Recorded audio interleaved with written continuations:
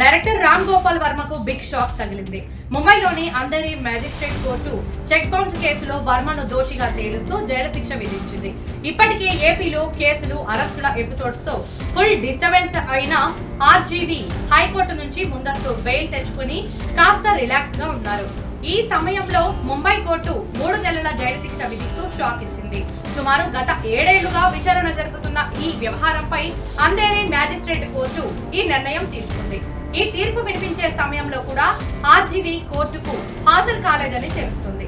దీంతో అతనిపై non bailable warrant జారీ చేసి సంబంధిత పోలీస్ స్టేషన్ ద్వారా అరెస్ట్ చేయాలని ఆదేశించినట్లు సమాచారం. నెగోషియబుల్ ఇండస్ట్రుమెంట్ చట్టంలోని సెక్షన్ 138 ప్రకారం ఆర్జీకి శిక్ష పడిందని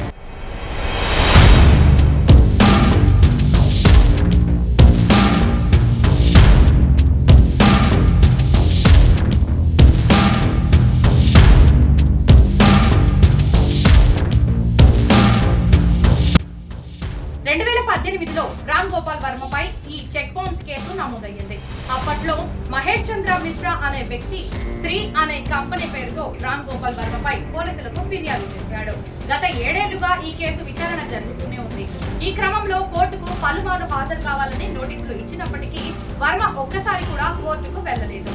దీంతో ఆగ్రహించిన కోర్టు ఆర్జీపై కన్నెర చేసింది. అతనిపై నాన్ బెయిలబుల్ వారెంట్ జారీ చేసింది.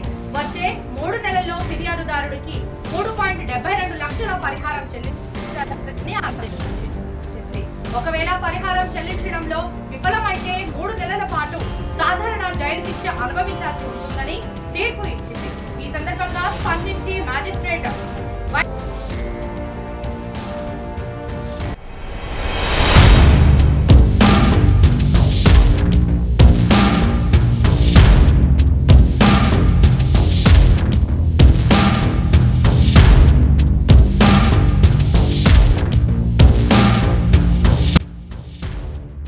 టీడీపీ మండల కార్యదర్శి రామలింగం మద్దిపాడు పిఎస్ లో ఫిర్యాదు చేశారు. టీడీపీ మండల కార్యదర్శి రామలింగం మద్దిపాడు పిఎస్ లో ఫిర్యాదు చేశారు.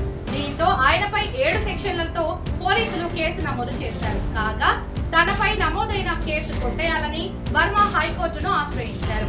విచారణ జరిపిన న్యాయస్థానం ఆ పిటిషన్ ను తిరస్కరించింది.